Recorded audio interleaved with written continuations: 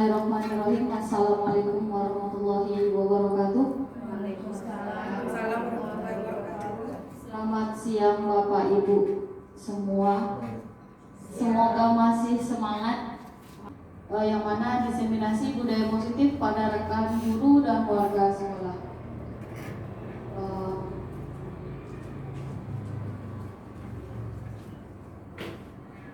Oke. Di sini saya merupakan calon guru penggerak angkatan 9. Nah, untuk latar belakangnya sendiri, saya menuliskan di sini bahwa sekolah idaman itu adalah sekolah yang menciptakan kenyamanan dan memberikan kemerdekaan untuk hidup dan berkembang bagi peserta didik sesuai kodratnya.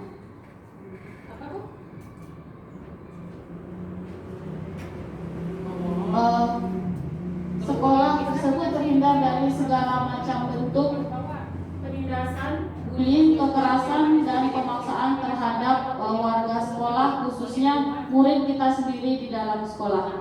Kemudian sekolah tersebut akan berusaha sekuat tenaga untuk menciptakan suasana yang penuh dengan harmonisan dan pembiasaan positif. Perubahan perilaku siswa di masa pandemi menjadi tantangan bagi guru untuk menegakkan disiplin bagi murid-murid kita di sekolah. Nah, seperti yang kita lihat, menurunnya budaya senyum, sapa, salam, sopan, dan santun dari murid kita sendiri mungkin Bapak Ibu bisa rasakan ketika mereka berpapasan dengan kita, ada yang menghindar, ada yang mungkin hanya lewat saja, atau mereka lewat pun tidak memandang muka kita, gitu. Ada yang seperti itu. Tuh. Nah, untuk tujuannya membiasakan siswa untuk kembali melakukan pembiasaan 5S itu. Dan juga menumbuhkan budaya positif serta keyakinan kelas. Kemudian mengintegrasikan dan membiasakan peserta didik untuk menanamkan nilai-nilai profil pelajar Pancasila. Dan yang terakhir, menumbuhkan kebiasaan hidup bersih dengan melakukan pembersihan kelas dan lingkungan sekolah di pagi hari. Nah, untuk tolak ukur pada kegiatannya, itu peserta didik mampu membuat kesepakatan kelas yang dipasang di dinding kelas. Peserta didik juga mampu mengaplikasikan nilai-nilai profil pelajar Pancasila secara sadar dan kontinu dalam proses pembelajaran. Dan yang terakhir itu mewujudkan siswa yang cerdas, terampil, berbudaya sesuai dengan profil pelajar Pancasila. Nah, konsep inti dari budaya positif itu sudah dijelaskan tadi oleh teman-teman kita. Ini saya coba mengulang lagi. Yang pertama itu ada perubahan paradigma belajar. Yang kedua, disiplin positif dan kebajikan universal. Yang ketiga, teori motivasi, hukuman, dan penghargaan serta restitusi. Kemudian keyakinan kelas, kebutuhan dasar manusia, 5 posisi kontrol, dan segitiga restitusi. Nah, ini untuk pembelajaran dengan paradigma baru. Pembelajaran dengan paradigma baru ini merupakan pembelajaran yang dirancang secara berdiferensiasi, sehingga peserta didik dapat belajar sesuai dengan kebutuhannya dan sesuai dengan tahap perkembangannya, dan juga mereka diharapkan dapat mewujudkan profil pelajar Pancasila.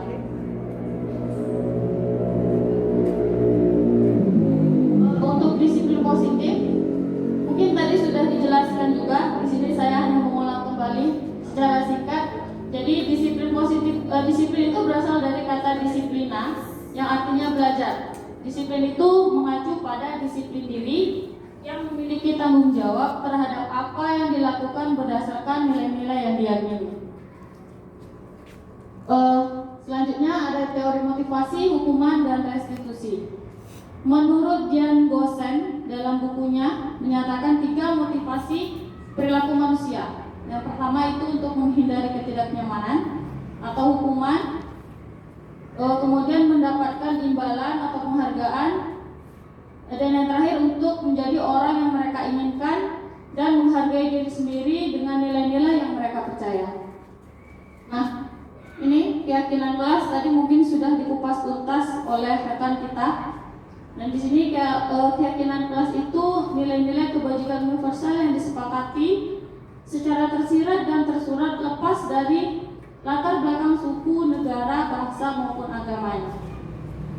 Kemudian kebutuhan dasar manusia. ada 5 kebutuhan dasar manusia. Yang pertama itu bertahan hidup, kasih sayang dan rasa diterima, kebebasan, kesenangan, dan penguasaan.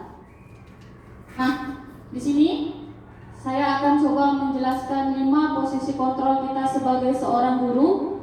Nanti Bapak Ibu bisa lihat kira-kira selama ini kita itu berada di posisi yang mana. Dan kira-kira posisi mana yang ideal untuk bisa kita terapkan di sekolah kita agar siswa kita mampu menerapkan budaya positif yang sudah kita buat atau kita sepakati bersama. Di sini 5 posisi kontrol kita sebagai guru itu ada sebagai penghukum, pembuat rasa bersalah, ada sebagai teman, sebagai pemantau, dan sebagai manajer. Nah, untuk lebih memahami lagi, nanti saya akan tampilkan sebuah video. Bapak Ibu bisa melihat dari tampilan video itu kira-kira yang idealnya seperti apa. Nah, ini saya akan jelaskan dulu untuk posisi sebagai penghukum. Seorang penghukum bisa menggunakan hukuman fisik maupun verbal. Orang-orang yang menjalankan posisi penghukum senantiasa mengatakan bahwa sekolah memerlukan sistem atau alat yang dapat lebih menekan murid-murid lebih dalam lagi. Nah, biasanya guru-guru dengan yang menerapkan posisi sebagai penghukum itu mereka akan sering mengatakan, patuhi aturan saya dengan nada yang tinggi, mata yang agak melotot sedikit, atau dengan gestur tubuh yang seperti memberikan semacam arahan harus ikuti aturan saya, gitu. Atau bisa juga dibilang, kamu ini selalu aja salah. Mungkin selama ini kita pernah melakukan yang seperti itu, karena kan kita sendiri juga manusia, gitu. Saya sendiri kadang juga kalau sudah terlalu capek, terlalu banyak sekali masalah anak-anak ini, mungkin kita sempat berada di posisi yang seperti ini, gitu. Nah, guru yang seperti ini senantiasa percaya bahwa salah satu cara agar pembelajaran berhasil itu yaitu dengan cara dia, gitu. Ketika anak terlambat misalnya, ya kamu tunggu saja di luar sampai jam saya selesai, gitu. Oke? Kemudian hasilnya kemungkinan murid itu akan menjadi dendam terhadap kita, atau dia lebih agresif ketika kita memberikan kata-kata yang negatif kepada mereka, gitu. Nah, yang kedua itu ada pembuat rasa bersalah. Pada posisi ini biasanya guru akan lebih bersuara lebih lembut. Pembuat rasa bersalah ini akan menggunakan keheningan dan membuat orang lain merasa tidak nyaman, bersalah, atau rendah diri.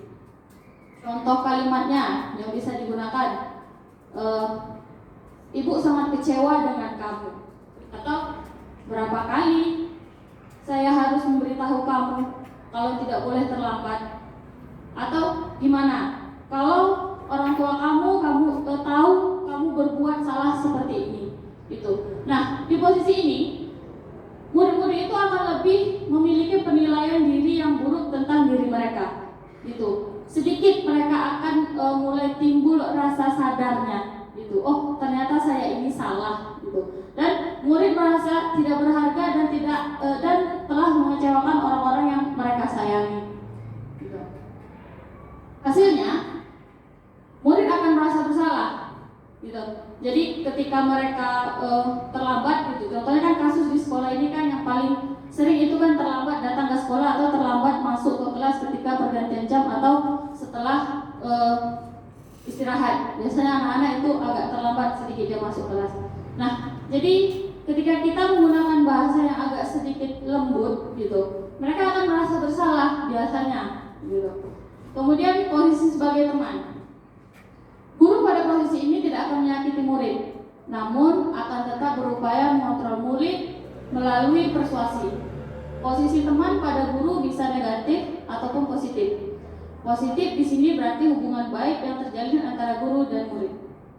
Nah, contoh kalimatnya yang bisa digunakan itu, ayolah, bantulah ibu, sama-sama kita biar tak ada yang dirugikan, gitu. Kemudian ya udah, tak apa, ini yang terakhir, besok jangan lagi terlambat ya, gitu. Jadi dengan bahasa yang agak sedikit mengibaratkan kita itu teman mereka, gitu.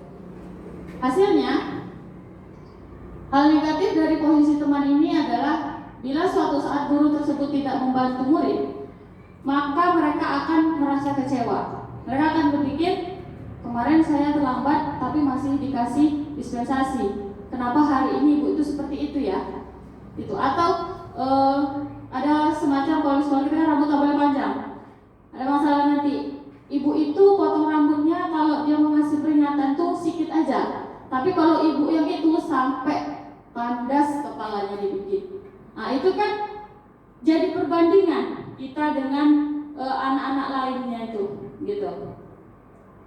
Kemudian hasilnya, kalau kita bisa menerapkan ini, anak-anak mungkin bisa lebih akrab, gitu, lebih akrab dengan kita. Terus hanya saja sisi negatifnya itu mereka jadi lebih tergantung kepada kita.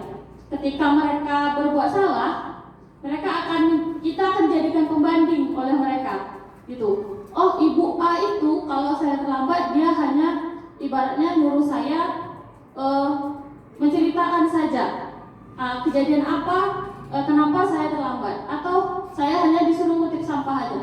Tapi kenapa ibu itu sampai harus panggil orang tua dan segala macamnya? Itu jadi hal negatifnya, gitu. Kemudian untuk memantau. Jadi memantau berarti mengawasi. Pada saat kita mengawasi, kita bertanggung jawab atas perilaku orang-orang yang kita awasi. Posisi pemantau berdasarkan pada peraturan dan konsekuensi. Dengan menggunakan sanksi atau konsekuensi, kita dapat memisahkan hubungan pribadi kita dengan murid sebagai seseorang yang menjalankan posisi pemantau. Nah, contoh kalimat yang bisa digunakan itu, kira-kira peraturannya apa? Kira-kira peraturan sekolah ini apa? Datang ke sekolah itu jam berapa seharusnya? Seperti itu. Jadi seorang pemantau ini biasanya sangat mengandalkan penghitungan catatan data dan dapat digunakan sebagai bukti atas perilaku seseorang. Oke. Posisinya akan menggunakan stiker, slip catatan atau daftar cek. Gitu. Posisi pemantau sendiri berawal dari teori stimulus dan respon yang menunjukkan tanggung jawab guru dalam mengontrol murid. Hasilnya, murid memahami konsekuensi yang harus dijalankan karena telah melanggar salah satu peraturan sekolah. Guru tidak menunjukkan suatu emosi yang berlebihan, menjadi marah atau membuat rasa bersalah. Manajer. Nah, posisi manajer ini adalah posisi di mana guru berbuat sesuatu bersama dengan murid, mempersilahkan murid untuk mempertanggungjawabkan perilakunya, mendukung murid agar dapat menemukan solusi atas permasalahannya sendiri. Nah, tapi bila kita menginginkan murid kita untuk menjadi manusia yang merdeka, mandiri dan bertanggung jawab, maka kita perlu mengacu kepada restitusi yang dapat menjadikan murid kita sebagai manajer bagi dirinya sendiri. Di manajer, murid diajak untuk menganalisis kebutuhan dirinya maupun kebutuhan orang lain. Nah, di sini penekanan bukan pada kemampuan membuat konsekuensi, namun dapat berkolaborasi dengan murid bagaimana memperbaiki kesalahan yang ada. Nah, biasanya seorang manajer itu akan memberikan kalimat atau kata-kata apa yang kita yakini. Kembali lagi keyakinan sekolah atau keyakinan kelas apa yang sudah mereka langgar. Terus mereka diajak untuk mencari solusi atas permasalahan mereka, gitu. Nah ini, kira-kira contoh kasusnya seperti ini. Adi yang datang terlambat ke sekolah, itu kita lihat posisi penghukum. Saya akan coba praktekkan nadanya. Terlambat lagi, pasti terlambat lagi, selalu datang terlambat. Kapan sih bisa tepat waktunya? Kira-kira anak yang ketika kita berbicara seperti itu, ekspresi mukanya ada takut, ada sedikit melawan, ada sedikit merasa bersalah. Tapi kalau boleh dilihat kalau kita berkata seperti itu, mereka lebih ke melawan, gitu. Dari ekspresi mata kita sudah melihat. Baru juga terlambat sekali, begini pula tanggapannya, kurang lebih seperti itu. Nah, kemudian membuat rasa bersalah dengan nada suara yang memelas, halus, sedih, atau bahasa tubuh yang mungkin agak bisa kita tepuk pundaknya, gitu kan? Adi, kamu ini bagaimana ya? Kamu sudah berjanji dengan ibu tidak akan terlambat lagi. Kamu kenapa ya?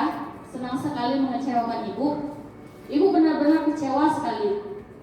Kurang lebih seperti itu contohnya. Nah, ini untuk yang teman. Kita sebagai teman itu, kita bisa berkata, Adi, ayolah, bagaimana sih kamu? Kemarin sudah janji tak akan terlambat lagi. Kurang lebih seperti itu. Kemudian ini yang pemantau. Nada suaranya lumayan datar, bahasa tubuh yang cukup formal. Jadi, Adi, tahukah kamu jam berapa kita mulai? Gitu. So, Bapak Ibu lihat sendiri. Kemudian ini yang sebagai manajer. Nada suaranya tulus, bahasa tubuh tidak kaku atau mendekat ke murid. Jadi posisi kita itu tidak terlalu jauh ketika kita bertanya kepada murid itu. Nah, untuk lebih jelasnya, Bapak Ibu silahkan lihat video yang akan saya putarkan kali ini. Mudah-mudahan cukup untuk membantu mencerahkan penjelasan saya.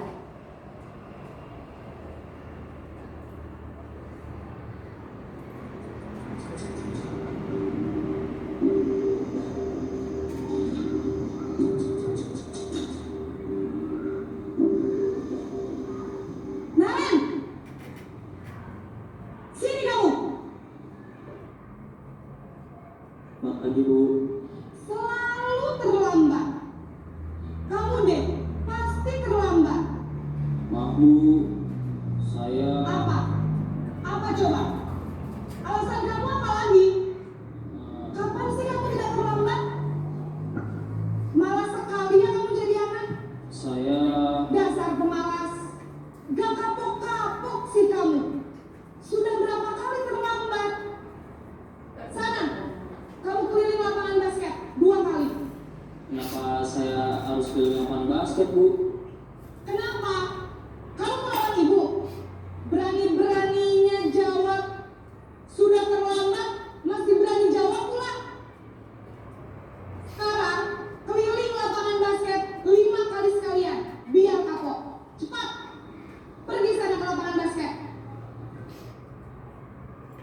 Posisi penghukum biasanya berbicara dengan nada tinggi, menghardik, menunjuk-nunjuk, menyakiti, dan menyindir. Hukuman bisa berupa fisik maupun psikis. Ibu dan bapak guru hebat.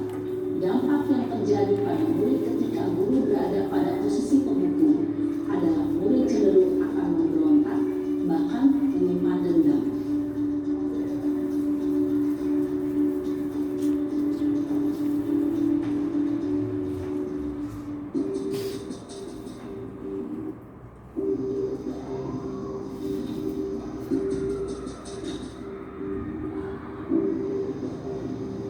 Naren,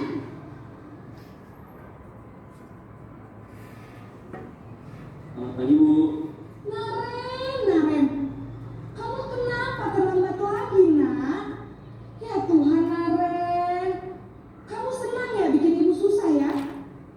Kalau kamu terlambat lagi, nanti ibu yang ditegur bapak kepala sekolah, nak. Disangka ibu tidak bisa membina kamu.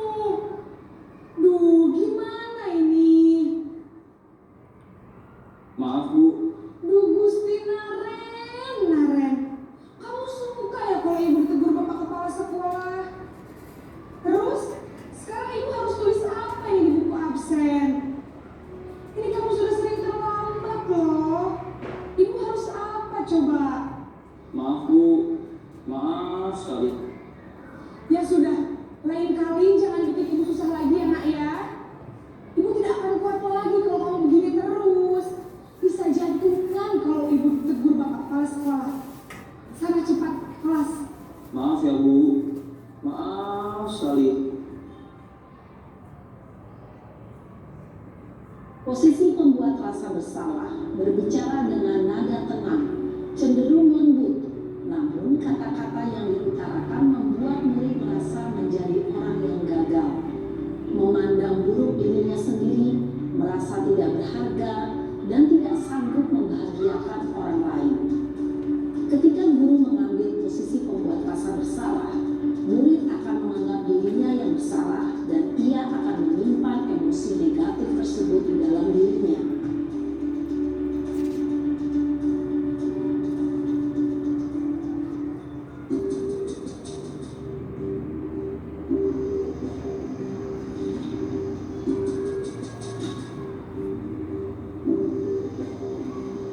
Naren,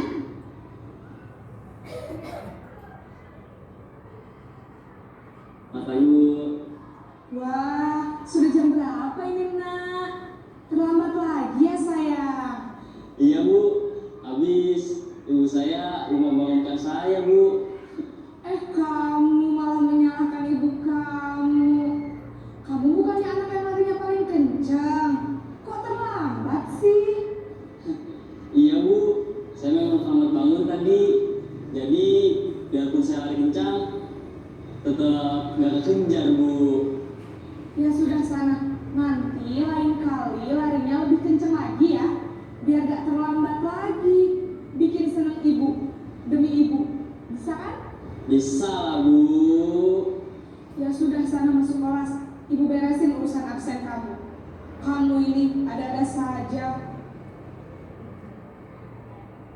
Dalam posisi teman, guru berbicara dengan nada suara ramah, akrab, cenderung bersenda gurau untuk menjaga suasana tetap santai. Murid akan merasa senang, aman, dan akrab dengan guru. Identitas yang tercipta adalah identitas sukses atau berhasil. Namun, perlu diingat, karena ini masih dorongan eksternal, maka ada faktor ketergantungan dari murid kepada orang tertentu.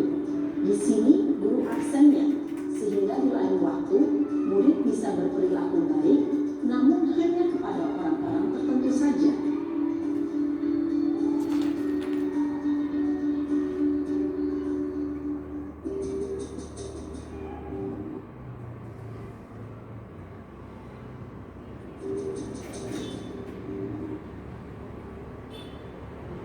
Naren,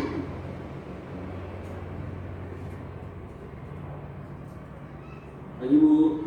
Naren, apa peraturan sekolah kita tentang jam berapa kita harus masuk sekolah, nak? Harus di sekolah jam 7 bu. Iya betul, sekarang sudah jam 7.20. Naren sudah tahu konsekuensinya jika terlambat hadir. Paham bu. Saya harus tinggal kelas pas jam istirahat selama 20 menit. Iya benar, konsekuensinya demikian. Jadi nanti jam 9.30 pas istirahat, kamu harus tinggal di kelas, kerjakan tugas tambahan untuk ketertinggalan kamu, ya? Baik bu. Posisi pemantau mengandalkan penghitungan atau data untuk mengontrol murid. Guru mengarahkan murid berdasarkan peraturan dan konsekuensi. Seorang pemantau menunjukkan bahasa tubuh dan ekspresi wajah yang datar dan cenderung formal.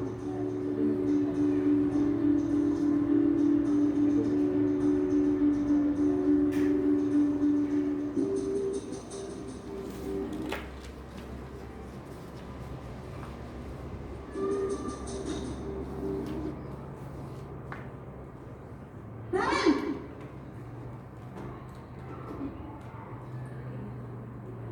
Pagi bu. selamat pagi Naren. Maaf bu, saya terlambat. Iya, sekolah masuknya jam 7, sekarang sudah jam 7.20. Jadi sekarang bagaimana ini Naren? Maaf bu, saya lupa setel alarm saya semalam. Baiklah, menurut kamu, keyakinan sekolah yang mana yang perlu kamu tingkatkan? Menghargai diri sendiri dan orang lain mungkin ya bu. Setuju. Jadi, apakah Naren meyakini prinsip saling menghormati tersebut? Iya bu, saya meyakininya. Apakah Naren bersedia memperbaiki masalah keterlambatan ini? Bersedia bu. Bagaimana kamu akan perbaiki masalah keterlambatan ini? Saya akan coba untuk tidak lupa menyetel alarm saya bu. Baik, kalau Naren lupa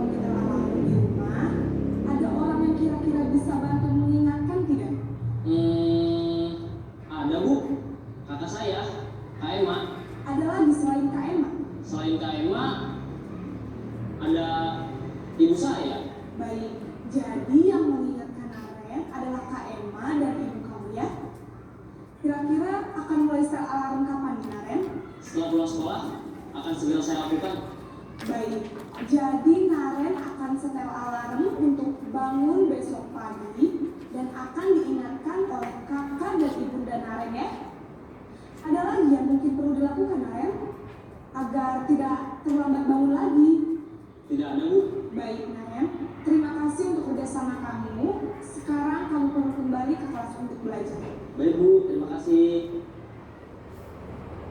Posisi manajer adalah posisi kontrol yang disarankan untuk membimbing murid memiliki sikap disiplin yang positif, yaitu murid yang mandiri, bertanggung jawab, dan dapat memecahkan masalah.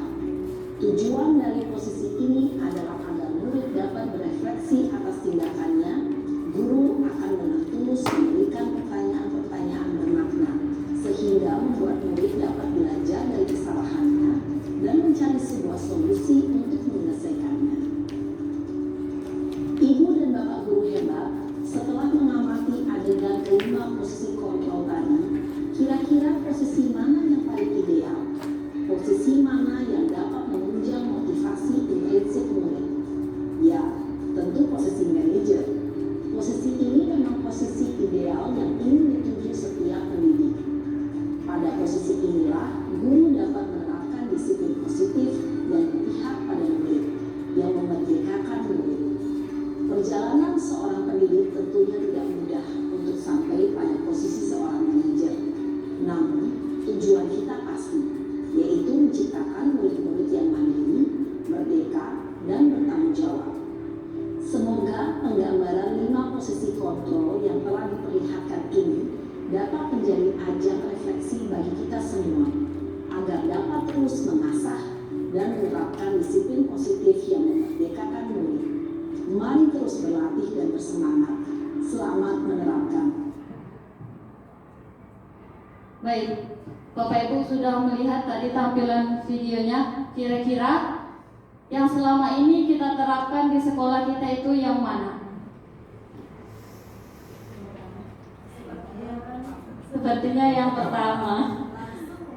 Oke, langsung menghukum. Nah, jadi seperti yang kawan-kawan bilang tadi juga, kami di sini tidak mengajari, kami juga pelan-pelan mulai belajar, pelan-pelan juga merubah pola pikir kami bahwa setiap murid itu tidak harus dihukum ketika mereka diajarkan untuk menyadari kesalahan mereka. Ada banyak cara, mungkin menghukum salah satu cara yang paling instan menurut kita. Jadi sesuai dengan pemikiran Ki Hajar Dewantara bahwa didiklah anak itu sesuai dengan zamannya atau kodratnya gitu. Ketika zaman kita dulu tentu tak sama dengan zaman anak yang sekarang gitu. Anak sekarang mungkin mereka lebih kritis pemikirannya. Ketika mereka membuat salah, mereka akan mencari pembenaran atas perilakunya. Tapi kalau kita dulu mungkin tidak. Kita cepat bisa menyadari kesalahan kita gitu. Nah, jadi coba kita mulai berarti tadi setelah kita nonton tadi ada kata-kata misalnya patuhi aturan saya. Itu kira-kira posisi mana kita itu dengan kalimat yang seperti ini? Patuhi aturan saya. Menghukum. Oke. Kemudian ibu sangat kecewa dengan kamu. Kira-kira kalimat ini menggambarkan posisi yang mana? Gitu. Membuat rasa bersalah. Oke. Kemudian ini selanjutnya, ayo bantulah demi ibu nih, gitu. Teman. Oke, selanjutnya itu sanksi atau konsekuensinya apa? Kita kira-kira kalimat ini menggambarkan posisi kita di bagian yang mana? Mantap. Oke. Dan terakhir, ketika kalimat ini diucapkan, apa rencana kamu untuk memperbaiki hal ini? Manajer. Nah, jadi kira-kira Bapak Ibu kan sudah mengetahui kira-kira 5 posisi kontrol kita sebagai guru. Mudah-mudahan kedepannya pelan-pelan kita berusaha memperbaiki yang selama ini mungkin sedikit keliru. Kita berada di posisi sebagai penghukum dan pemantau biasanya, gitu. Kalau teman jarang. Jarang, mungkin hanya beberapa orang yang bisa mereka menggunakan posisi teman itu gitu. Nah, lanjut untuk segitiga restitusi. Jadi segitiga restitusi itu proses menciptakan kondisi bagi murid untuk memperbaiki kesalahan mereka sehingga mereka bisa kembali pada kelompok mereka dengan karakter yang lebih kuat. Segitiga restitusi adalah alur untuk menegakkan keyakinan bersama di dalam kelas atau sekolah. Jadi dalam segitiga restitusi itu ada 3 unsur. Yang pertama itu menstabilkan identitas, validasi tindakan yang salah, dan menanyakan keyakinan. Yang pertama, menstabilkan identitas. Bagian dasar dari segitiga bertujuan untuk mengubah identitas anak dari orang yang gagal karena melakukan kesalahan menjadi orang yang sukses. Kemudian validasi tindakan yang salah. Setiap tindakan yang dilakukan dengan satu tujuan, yaitu memenuhi kebutuhan dasar. Selanjutnya, murid akan diberi pertanyaan-pertanyaan yang bermakna untuk memunculkan motivasi intrinsik maupun mampu mengaitkan keyakinannya dengan tindakan yang salah. Oke, kita coba simak video ini. Mungkin ini tidak ada berkaitan dengan siswa terlambat ataupun apa. Boleh kita lihat dulu.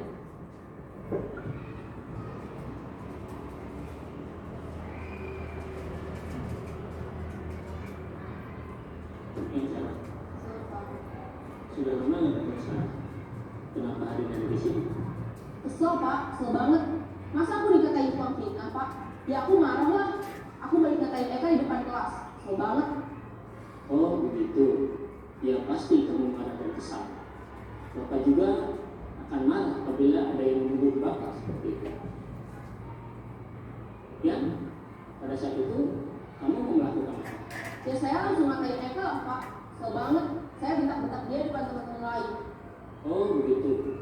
Pasti kamu melakukan seperti itu karena suatu alasan tertentu kan? Iyalah, masa saya diam saja Pak? Ya saya bela diri lah. Masa saya dituduh tukang fitnah? Ya wajar lah. Mempertahankan harga diri itu sesuatu yang penting buat kamu. Untung kamu tidak berpikir lebih gagal lagi. Ya Pak. Saya masih bersabar dan hanya mengetak saja. Sudah gemes padahal. Saya pasti bela diri lah. Ya pasti ya. Tapi kamu memilih untuk tetap bertahan dan bersabar. Kamu memilih untuk tidak berbuat lebih parah lagi, bukan? Nah, sekarang coba kita lihat lagi tindakan kamu yang bentak-bentak Eka di kelas. Tindakan kamu itu kira-kira sesuai dengan keyakinan kelas atau prinsip kamu tidak? Enggak lah Pak. Capek Pak jadi pengarah. Jadi keyakinan atau prinsip mana yang kurang sesuai dengan keinginan kamu? Ya, saya sebenarnya sangat menghargai orang lain. Mungkin saat itu saya menjadi emosi, jadi tidak menunjukkan sikap itu. Kamu meyakini tidak? Menghargai orang lain itu penting buat kamu. Yakinlah Pak. Iya, setuju. Kita harus saling menghargai. Namun, ada juga keyakinan yang kita sepakati yang perlu kita jalankan apabila kita sedang marah, kan? Ya, saya bisa lebih proaktif, mulai dengan diri sendiri. Saya bisa jadi lebih bersabar, mengambil waktu kita untuk berpikir mau apa selanjutnya. Kira-kira kamu bersedia memperbaiki masalah ini tidak? Sedia Pak. Kalau kamu memperbaiki masalah ini, kamu akan menjadi orang seperti apa? Saya akan menjadi orang yang bertanggung jawab kali ya Pak. Dan senantiasa proaktif. Iya, menurut kamu bagaimana rasanya menjadi orang seperti itu? Ya nyaman lah, bangga bisa bersabar dan memperbaiki. Baiklah kalau begitu. Yuk kita pikirkan bagaimana memperbaiki masalah ini.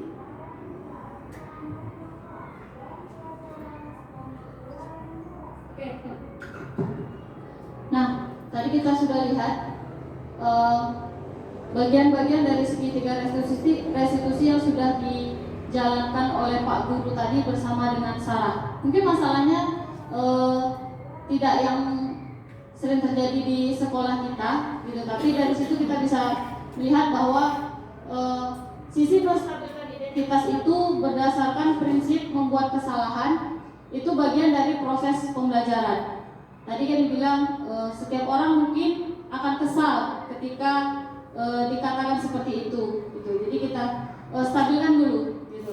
Kemudian berperan menggeser identitas murid dari identitas gagal ke identitas sukses.